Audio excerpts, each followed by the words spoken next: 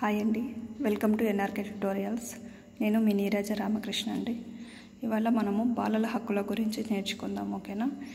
దీంట్లో మనకు ఆర్టికల్స్ ఉంటాయి కదండి. ఈ ఆర్టికల్స్ని ఏ విధంగా గుర్తుపెట్టుకుందామో ట్రిక్స్ ద్వారా చూద్దాం, ఓకేనా? మన ఫస్ట్ ఆర్టికల్ ఏం చెప్తుందో చూద్దామండి. మన ఫస్ట్ ఆర్టికల్ వచ్చేసి ఏజ్ గురించి చెప్తుంది, పిల్లల యొక్క ఏజ్. అంటే ఇక్కడ మనకు బాలల హక్కుల గురించి నేర్చుకుంటున్నాం కాబట్టి ఏ వయసు వారిని బాలలు అని అంటారని ఏజ్ గురించి చెప్తుంది. ఏ ఏజ్ అండి అంటే 18 years కంటే తక్కువ వయసు ఉన్న అమ్మాయి అబ్బాయిలను ఇద్దరు బాలలు అని అంటారు, ఓకేనా? నెక్స్ట్ వన్ అంటే ఫస్ట్ ఆర్టికల్ దేని గురించి చెప్తుంది? ఏజ్ గురించి చెప్తుంది. నెక్స్ట్ ఆర్టికల్ ఏం చెప్తుందంటే పిల్లలు ఎలాంటి వారైనా సరే ఎలా విచక్షణ అనేది మాత్రం అస్సలు ఉండకూడదు అన్నట్టు. అంటే వాళ్ళు ఏమంటారు, డబ్బున్న పిల్లలు, డబ్బు లేని పిల్లలు, అమ్మాయిలు అబ్బాయిలు అనే అట్లాంటి విచక్షణ ఏది లేకుండా అందరికీ హక్కులు అనేటివి సేమ్ ఉండాలి, ఓకేనండి? రెండోది ఏం చెప్తుందంటే హక్కుల గురించి చెప్తుంది. ఎలాంటి విచక్షణ లేకుండా, వివక్షత లేకుండా హక్కులు అనుభవించాలన్నట్టు అందరూ, ఓకేనండి? మూడో ఆర్టికల్ మనకు ఏం చెప్తుందంటే బాలల సంక్షేమానికి అవసరమైన రక్షణ చర్యలు. మూడోది ఏంది? రక్షణ. మనకు దీనిని ఎలా గుర్తుపెట్టుకోవచ్చు అంటే త్రివిధ దళాలు ఏం చేస్తాయంటే మనకు రక్షణ కల్పిస్తాయి. అంటే 3 రక్షణ అన్నట్టు. త్రివిధ దళాలు 3 అంటే మనకు 3వ ఆర్టికల్. అలా గుర్తుపెట్టుకోవచ్చు అన్నట్టు. త్రివిధ దళాలు ఏం చేస్తాయి? రక్షణ ఇస్తాయి. 3 ఆర్టికల్ కూడా మనకు రక్షణ చర్యల గురించి చెప్తుంది అన్నట్టు, ఓకేనండి? నాలుగవ ఆర్టికల్ ఏం చెప్తుందంటే మనకు హక్కుల రూపకల్పన చేయడం గురించి చెప్తుంది అన్నట్టు, పిల్లల యొక్కవి. సో అంటే ప్రస్తుత ఒడంబడికలోని హక్కుల పట్ల శాసనపరమైన చర్యలు చేపట్టాలి. అంతర్జాతీయ సహకారం ద్వారా ఆర్థిక, సామాజిక, సాంస్కృతిక హక్కులకు సంబంధించిన అవసరమైన గరిష్ట వనరులను అందుబాటులోకి తేవాలి. అంటే హక్కుల రూపకల్పన. 4వ ఆర్టికల్ ఏం చెప్తుందో హక్కుల రూపకల్పన. దీనిని మనం ఎలా గుర్తుపెట్టుకోవచ్చు అంటే 4 అడ్డుగోడలతో మనము ఇంటిని, ఒక రూమ్ని ఏ విధంగా అయితే నిర్మిస్తామో అలాగే హక్కుల రూపకల్పన కూడా 4వ ఆర్టికల్ చెప్తుంది అన్నట్టు. 4 అడ్డుగోడలు 4వ ఆర్టికల్ అంటే హక్కుల రూపకల్పన. 4 అడ్డుగోడలతో రూపకల్పన చేస్తున్నాం ఒక ఇంటికి. ఆ విధంగానే హక్కుల రూపకల్పన కూడా 4వ ఆర్టికల్ చెప్తుంది అన్నట్టు. ఆ విధంగా గుర్తుపెట్టుకోవచ్చు.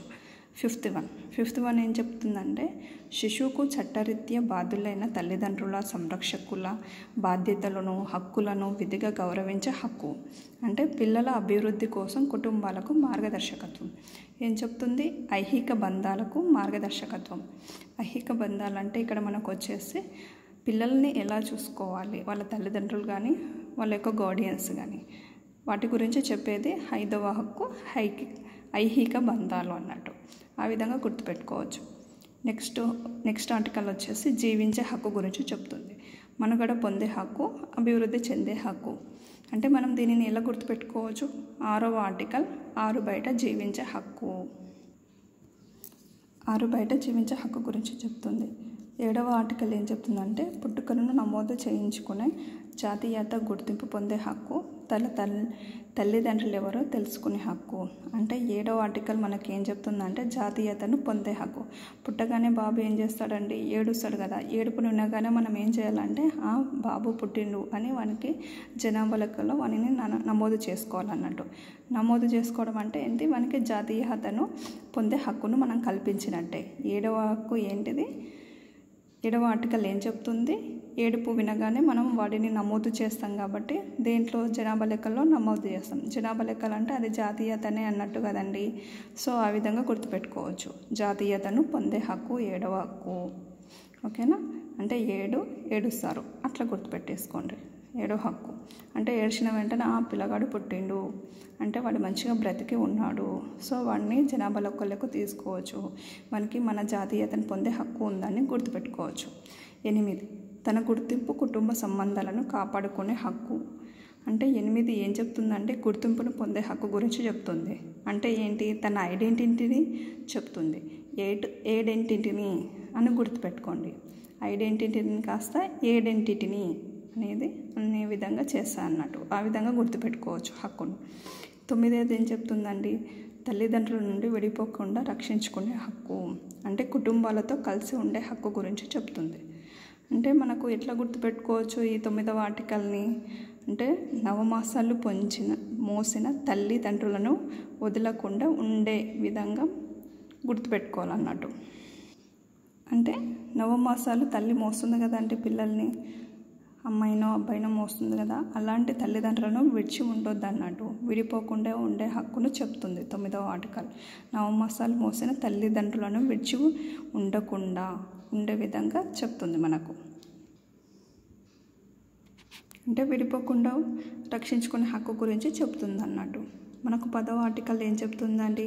కుటుంబ పునరేకీకరణకు జాతీయ సరిహద్దులను దాటే హక్కు. అంటే మనము ఏమంటారు, ఎన్ని దేశాలు తిరిగినా సరే మన తల్లిదండ్రులను కలుసుకోవచ్చు అన్నట్టు. తల్లిదండ్రుల కోసము ఖండాంతరాలను దాటే హక్కు. అంటే మనము మన దేశాన్ని వదిలి వేరే దేశానికి వెళ్ళి జాబ్ చేసినా కానీ తిరిగి మన మమ్మీ డాడీని కలుసుకోవడానికి ఖండాంతరాలను కూడా దాటి మన మమ్మీ డాడీని కలుసుకోవచ్చు అన్నట్టు. ఆ విధంగా గుర్తుపెట్టుకోవచ్చు. అంటే 10 దేశాలు తిరిగినా సరే తల్లిదండ్రులను కలుసుకునే హక్కు అన్నట్టు 10వ ఆర్టికల్. 11వ ఆర్టికల్ ఏందండి? పిల్లలను విదేశాలకు అక్రమంగా రవాణా చేయడాన్ని నిషేధించే హక్కు. అంటే అపహరణ నుండి రక్షించాలన్నట్టు మనకు. ఓకే, దీనిని ఏ విధంగా గుర్తుపెట్టుకోవచ్చు అంటే 11వ ఆర్టికల్ 11 మనం 11 అంటాం కదండి, పిల్లల్ని లేవనెత్తుకొని పోకుండా చూసుకునే హక్కు. అంటే లేవనెత్తిపోకుండా చూసుకోవాలన్నట్టు, పిల్లల్ని మనం జాగ్రత్తగా కాపాడుకోవాలి. దాని గురించి చెప్తుంది అన్నట్టు మనకు 11th ఆర్టికల్. 11 లేవనెత్తుకుపోకుండా చూసుకునే హక్కు. అంటే అక్రమ రవాణా చేయడాన్ని నిషేధించే హక్కు అని గుర్తుపెట్టుకోవచ్చు. మనకు 12th వన్ వచ్చేసి వయస్సు పరిణతిని అనుసరించి అభిప్రాయాలను వ్యక్తపరిచే హక్కు. న్యాయపరమైన పరిపాలనాపరమైన వాద్యాలలో తన అభిప్రాయాలను చెప్పుకునే హక్కు. పిల్లల అభిప్రాయాలకు గౌరవం ఇవ్వడం. అంటే 12వ ఆర్టికల్ ఏం చెప్తుందండి? 12 ఇయర్స్ వస్తే మనకేమవుతుందంటే పిల్లలకు కొంచెం పరిణతి అనేది వస్తుంది అన్నట్టు. అప్పుడు వాళ్ళ అభిప్రాయాలకు మనము గౌరవించాలన్నట్టు. అంటే వాళ్ళు ఏం చెప్పినా మనం ఓపికగా వినాలి.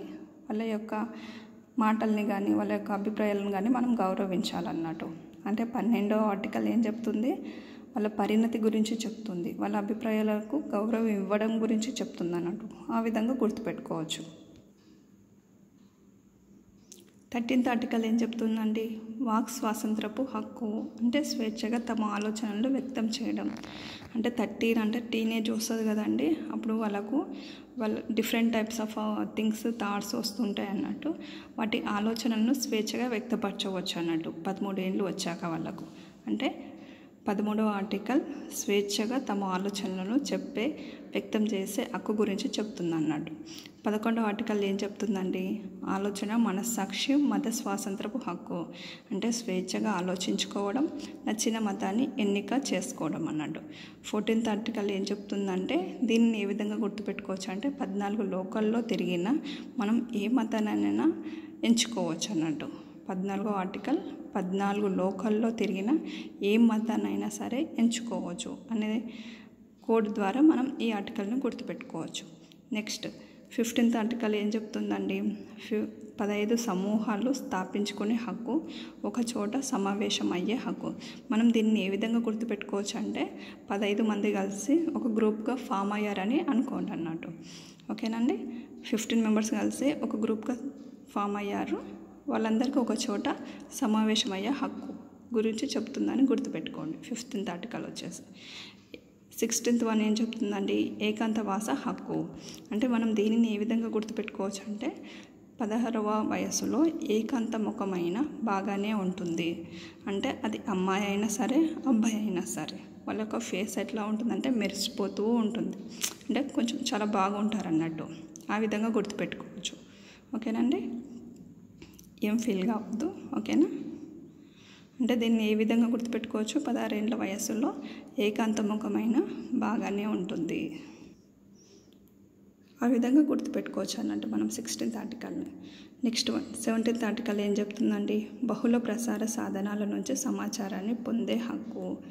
అంటే మనం ఇక్కడ వివిధ డిఫరెంట్ టైప్స్ ఆఫ్ ప్రసార సాధనాల నుంచి, అంటే టీవీ కానీ, రేడియో కానీ, టేప్ రికార్డర్లు కానీ, ఇలాంటి న్యూస్ ఛానల్స్ నుంచి మనము సమాచారాన్ని పొందే హక్కు గురించి చెప్తుంది అన్నట్టు. 17th one. 18th వన్ ఏం చెప్తుందండి? తల్లిదండ్రులు సంరక్షకులు తమ పిల్లల్ని బాధ్యతగా చూసుకునే హక్కు.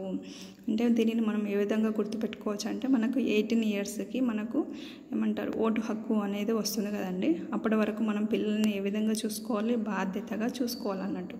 అంటే ఎవరికి ఓటు వేయాలి, ఎవరికి ఓటు వేయకూడదు, ఎలా మనం విచక్షణ చేసుకోవాలి, మనం రాజకీయ నాయకులను కానీ మనల్ని పరిపాలించే వాళ్ళ గురించి ఏ విధంగా మనము వాళ్ళని ఎన్నుకోవాలి అని చెప్పేసి ఆ విధంగా అప్పటి వరకు మనం వాళ్ళను చాలా బాధ్యతగా చూసుకోవాలి.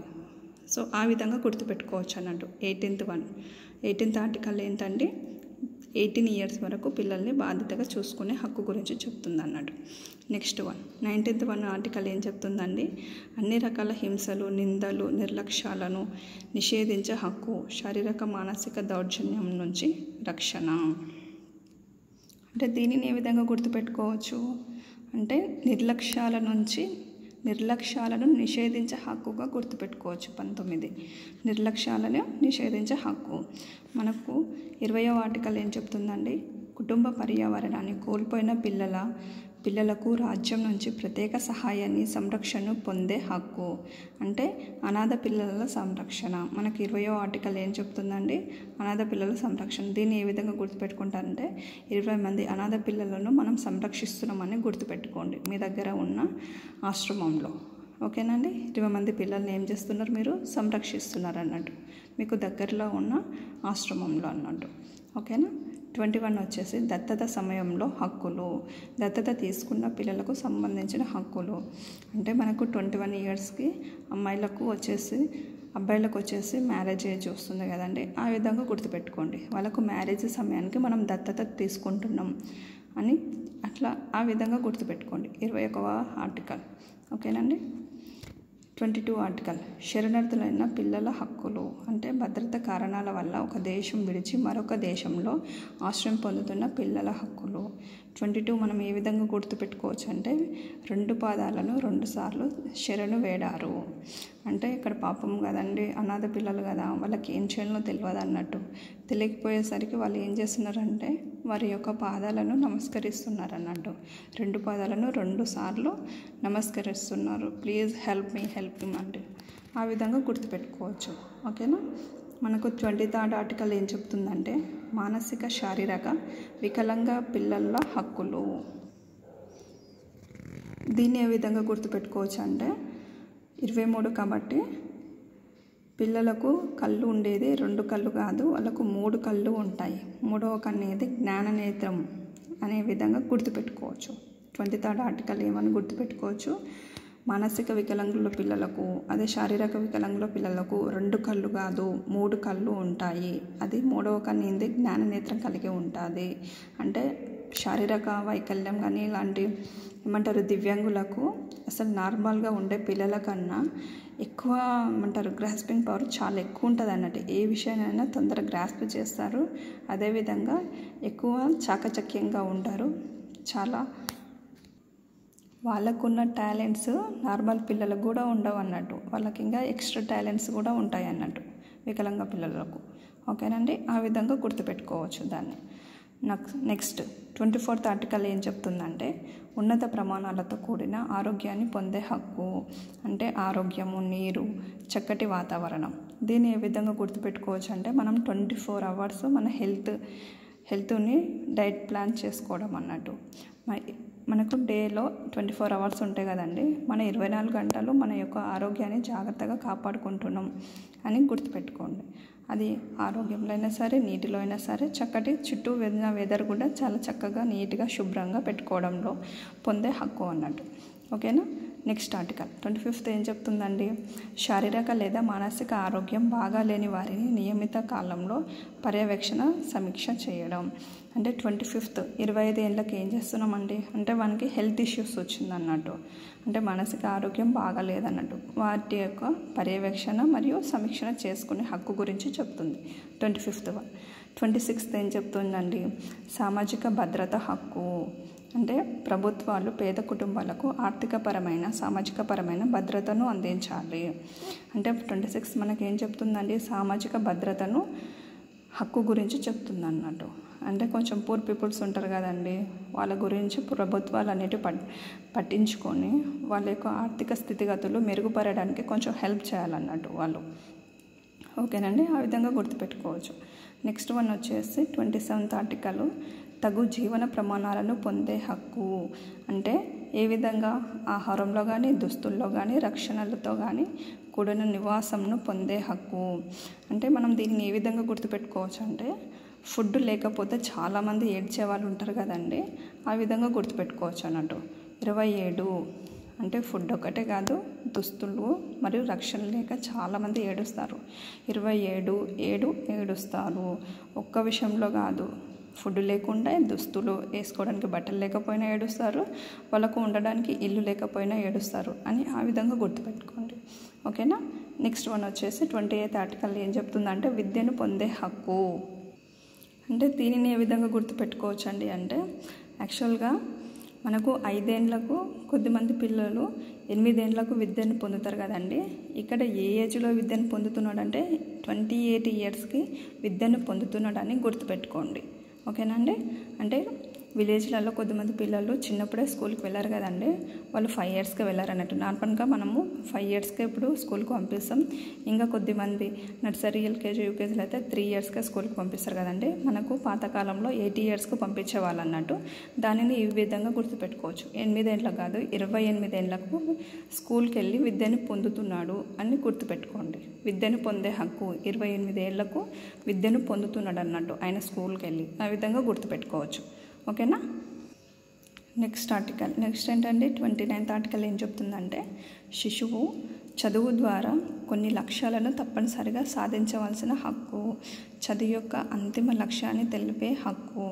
అంటే మనకు 28 ఇయర్స్కి వెళ్ళి స్కూల్లో జాయిన్ అయ్యాం కదండి, నెక్స్ట్ ఇయర్ ఏం చెప్తున్నాడంటే మనము స్కూల్కి వచ్చినాక మనం ఏం సాధించాలి అనే దాని గురించి చెప్పే హక్కు అన్నట్టు. చదువు యొక్క అంతిమ లక్ష్యాన్ని నెక్స్ట్ ఇయరే మనం తెలుసుకుంటున్నాము, ఆ ఇయర్లో తెలుసుకోవట్లే, నెక్స్ట్ ఇయర్ తెలుసుకుంటున్నాం అన్నట్టు. చదువు యొక్క అంతిమ లక్ష్యాన్ని తెలుపుతుంది అన్నట్టు మనకు 29th ఆర్టికల్ అనేది. ఓకేనా. మనకు నెక్స్ట్ 30 ఆర్టికల్ ఏం చెప్తుందంటే జాతి, మత, భాషాపరమైన మైనారిటీ వర్గాల పిల్లల హక్కులు. మనకు 30 ఏళ్ళు వచ్చినాయని చెప్పేసి అట్లా గుర్తుపెట్టుకోండి. 30 ఏళ్ళకు వచ్చినాక మనము మైనారిటీ వర్గాల పిల్లల యొక్క హక్కుల గురించి ఆలోచిస్తున్నామని చెప్పండి. 30 మైనారిటీ వర్గాల పిల్లల హక్కులు అని గుర్తుపెట్టుకోండి. ఇక్కడ ఏ విధంగా 33 ఉంది కదండి, ఒకటి జాతిలో, ఒకటి మతంలో, ఒకటి భాషాపరమైన, ఇలా 3 కేటగిరీలో మైనారిటీ వర్గాల పిల్లల హక్కులు గురించి చెప్తుందనే విషయాన్ని గుర్తుపెట్టుకోండి. 30వ ఆర్టికల్. నెక్స్ట్ 31th ఆర్టికల్ ఏం చెప్తుందండి విశ్రాంతిని, వినోదాన్ని హాయిగా గడిపే హక్కు, సాంస్కృతిక జీవనంలో పాల్గొనే హక్కు. దీనిని ఏ విధంగా గుర్తుపెట్టుకోవచ్చు అంటే 31 ఇంచెస్ టీవీలో విశ్రాంతిని, వినోదాన్ని పొందుతున్నామని గుర్తుపెట్టుకోండి. మనకు టీవీలలో ఎక్కువ కామెడీ ప్రోగ్రామ్స్ కానీ, మంచి మూవీస్ కానీ, న్యూస్ కానీ, సంగీతం కానీ వింటూ ఉంటాం కదండి. ఆ విధంగా మనం వినోదాన్ని, విశ్రాంతిని పొందుతున్నామని గుర్తుపెట్టుకోండి. ఓకేనా. నెక్స్ట్ ఆర్టికల్ వచ్చేసి 32 ఏం చెప్తుందంటే ఆర్థిక దోపిడీ నుంచి రక్షణ, హానికరమైన పనుల నుండి రక్షణ. అంటే దీనిని ఏ విధంగా గుర్తుపెట్టుకోవచ్చు 32వ ఆర్టికల్ 32 ఏళ్లకు మనకు ఆర్థిక దోపిడీ నుంచి రక్షణ కలిగించే హక్కు గురించి చెప్తుందని గుర్తుపెట్టుకోండి. ఓకేనా. నెక్స్ట్ 33 ఆర్టికల్ ఏం చెప్తుందంటే నార్కోటిక్ డ్రగ్స్, సైకోట్రోఫిక్ సబ్స్టెన్సెస్ నుంచి రక్షణ, మాదక ద్రవ్యాల నుంచి రక్షణ. దీన్ని ఏ విధంగా గుర్తుపెట్టుకోవచ్చు అంటే 3 ముళ్ళ బంధము మాదక ద్రవ్యాలకు లోనైతే ముళ్ళ కంచెలాగానే మారును. అంటే ఇక్కడ 33 కదండి, 33 అన్నట్టు. 33 అంటే 3 ముళ్ళ బంధము. అంటే ఏం చెప్పవచ్చు అంటే ఆ భార్యను, భర్తను మాదక ద్రవ్యాలకు బానిస, ఇంట్లో భార్య పిల్లల్ని కానీ భర్తని కానీ పట్టించుకోకుండా బయటనే తిరుగుతూ ఉంటే ఆ బంధం అనేది ఎలా ఉంటుందండి, ముళ్ళ కంచెలాగానే ఉంటుంది అన్నట్టు. అంటే మనం ఎప్పుడు హ్యాపీగా ఉంటున్నాం, ఎప్పుడు బాధలో ఉంటాం అన్నట్టు. ముళ్ళ కంచె అంటే అది గుచ్చుకుంటూ ఉంటే మనకు హ్యాపీగా ఉంటామండి, ఉండం కదా. ఆ విధంగా గుర్తుపెట్టుకోవచ్చు అన్నట్టు. 33 3 ముళ్ళ బంధం అని గుర్తుపెట్టుకోండి. మాదక ద్రవ్యాల నుంచి రక్షణ అని గుర్తుపెట్టుకోండి. ఓకేనండి. నెక్స్ట్ 34 ఏంటండి లైంగిక దోపిడీ, నిందల నుంచి రక్షణ. అంటే దీనిని ఏ విధంగా గుర్తుపెట్టుకోవచ్చు అండి లైంగిక దోపిడీ, నిందల నుంచి రక్షణ. దీని గురించి చెప్తుందని గుర్తుపెట్టుకోండి. ఓకేనా. నెక్స్ట్ వన్ 35 ఆర్టికల్ ఏం చెప్తుందంటే లైంగిక వ్యాపారం కోసం అమ్మడం నుంచి రక్షణ. ట్రాఫికింగ్ అంటే మీరు ఏమని గుర్తుపెట్టుకోవచ్చు, 35 అంటే 35 రూపీస్కు అమ్ముతున్నారు అమ్మాయిలనని గుర్తుపెట్టుకోండి ఇక్కడ 35th ఆర్టికల్ని. ఓకేనండి. అంటే ఇప్పుడు కొద్దిమంది దొంగలు ఉంటారు కదండి, రౌడీలు, వాళ్ళు అమ్మాయిలను ఎత్తుకుపోయి అమ్మేస్తూ ఉంటారు అన్నట్టు. సో మనం ఇక్కడ దేనికి అమ్మారని గుర్తుపెట్టుకోవచ్చు అంటే 35 రూపీస్కి అమ్ముతున్నారు అని చెప్పేసి గుర్తుపెట్టుకోండి. ఇది చాలా నేరం అండి, అలా చేయకూడదు, కానీ ఆ కోడ్ ఇవ్వకూడదు, కానీ గుర్తుపెట్టుకోవడానికి చెప్తున్నాను అంతే అండి, ఎవరిని ఉద్దేశించి కాదు. ఓకే. నెక్స్ట్ వన్ వచ్చేసి 36th అన్ని రకాల దోపిడీల నుంచి రక్షణ. 36th ఆర్టికల్ ఏం చెప్తుందండి, అన్ని రకాల దోపిడీల నుంచి రక్షణ గురించి చెప్తుంది అన్నట్టు మనకు. నెక్స్ట్ వన్ 37 ఆర్టికల్ ఏంటి, నేరం చేసినప్పుడు క్రూరమైన, అమానుషమైన, అవమానకరమైన శిక్షల నుంచి స్వాతంత్రం గురించి చెప్తుంది అన్నట్టు. అంటే ఎవరైనా ఏడుస్తారు కదండి, దేని నుంచి, ఎవరైనా మనకు అవమానం చేస్తే గాన ఏమంటారు, క్రూరంగా, అమానుషమైన అంటే అందరి ముందు పట్టుకొని తిట్టడము, కొట్టడము ఇలాంటివి చేస్తే మనం ఏడుస్తాం కదండి. సో ఆ విధంగా గుర్తుపెట్టుకోవచ్చు. 37 ఏడుస్తారు, ఒకసారి కాదు 2 సార్లు కాదు 37 సార్లు ఏడుస్తారు అని గుర్తుపెట్టుకోండి. ఓకేనండి. 37 ఆర్టికల్ ఆ విధంగా గుర్తుపెట్టుకోండి. అంటే 37 సార్లు అవమానకరమైన, అమానుషమైన ఏమంటారు, తిట్టారు, కొట్టారు అని చెప్పేసి ఆ విధంగా గుర్తుపెట్టుకోండి. ఓకేనండి. నెక్స్ట్ వన్ 38వ ఆర్టికల్ ఏం చెప్తుందంటే యుద్ధ సన్నివేశాల్లో పిల్లల హక్కులు. అంటే దీనిని ఏ విధంగా గుర్తుపెట్టుకోండి అంటే 38 days యుద్ధం చేశారు అని గుర్తుపెట్టుకోండి. అంటే పురాణ కాలంలో యుద్ధాలు అనేవి ఉంటుండే కదండి, అవి కంటిన్యూగా డే అండ్ నైట్ ఉండేటివంట. జస్ట్ నైట్ టైం మాత్రం పడుకునే వాళ్ళంట, సూర్యోదయానికి ముందు ఇలా జరుగుతూ ఉండేవన్నట్టు పూర్వకాలంలో యుద్ధాలు. అంటే ఎన్ని రోజులు జరిగిందని గుర్తుపెట్టుకోండి, 38 days యుద్ధం జరిగిందని గుర్తుపెట్టుకోండి. ఓకేనండి. నెక్స్ట్ వన్ 39th ఆర్టికల్ ఏం చెప్తుందంటే నింద నుంచి కాపాడుకొనుటకై స్వస్థత పొందడానికి అవసరమైన చికిత్స పొందే హక్కు. అంటే నింద నుండి, అనారోగ్యం నుండి, యుద్ధ సమయంలో జరిగిన గాయాలు, ఇతరత్ర ప్రతి అంశంపై చికిత్స పొందే హక్కు, తిరిగి కోలుకునే హక్కు. అంటే 39వ ఆర్టికల్ ఏం చెప్తుంది, నింద నుంచి కాపాడుకునే స్వస్థత పొందడానికి అవసరమైన చికిత్స పొందే హక్కు. ఇదే గుర్తుపెట్టుకోండి. 39 నిందల నుంచి చికిత్స పొందే హక్కు అని గుర్తుపెట్టుకోండి. 1 కాదు 2 కాదండి, 39 నిందల నుంచి మనం చికిత్స పొందుతున్నామని గుర్తుపెట్టుకోండి. ఓకేనా. నెక్స్ట్ వన్ ఏంది 40 ఆర్టికల్ ఏం చెప్తుందంటే క్రిమినల్ న్యాయం ముందు నేరాన్ని మోయబడ్డ పిల్లల హక్కులు. నేరం చేసిన పిల్లలకు న్యాయ సహాయం. అంటే ఇక్కడ 40ని ఏ విధంగా గుర్తుపెట్టుకుంటారంటే పిల్లలు 420 కాదు 40 అని గుర్తుపెట్టుకోండి. పిల్లలు ఏందండి 420 కాదు 40 అని గుర్తుపెట్టుకోండి. ఓకేనా. 40 ఆర్టికల్ ఏం చెప్తుందంటే నేరం చేసిన పిల్లలకు న్యాయ సహాయం. పిల్లలు 420 కాదు, పిల్లలు 40 అని గుర్తుపెట్టుకోండి. అంటే నేరం మోయబడ్డ పిల్లల హక్కుల గురించి చెప్తుంది 40వ ఆర్టికల్ అని. ఓకేనా. అంటే 420 కాదు, వాళ్ళు దొంగలు కాదు, నేరస్తులు కాదు, పిల్లలు మంచివాళ్ళు అని గుర్తుపెట్టుకోండి. నెక్స్ట్ వన్ 41 ఆర్టికల్ ఏం చెప్తుందంటే దేశాల శాసనాలు బిడ్డలకు చెడుపు చేయకుండా చూడాల్సిన హక్కు.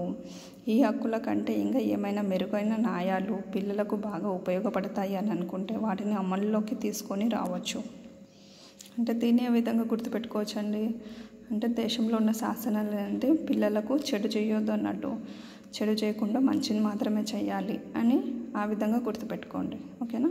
నెక్స్ట్ వన్ 42 ఆర్టికల్ ఏం చెప్తుందండి ప్రభుత్వాలు ఈ బాలల హక్కుల గురించి పిల్లలకు, పెద్దలకు విస్తారంగా తెలియజేసే కార్యక్రమాలు ఏర్పాటు చేయాలి. అంటే మనకు బాలల హక్కుల గురించి,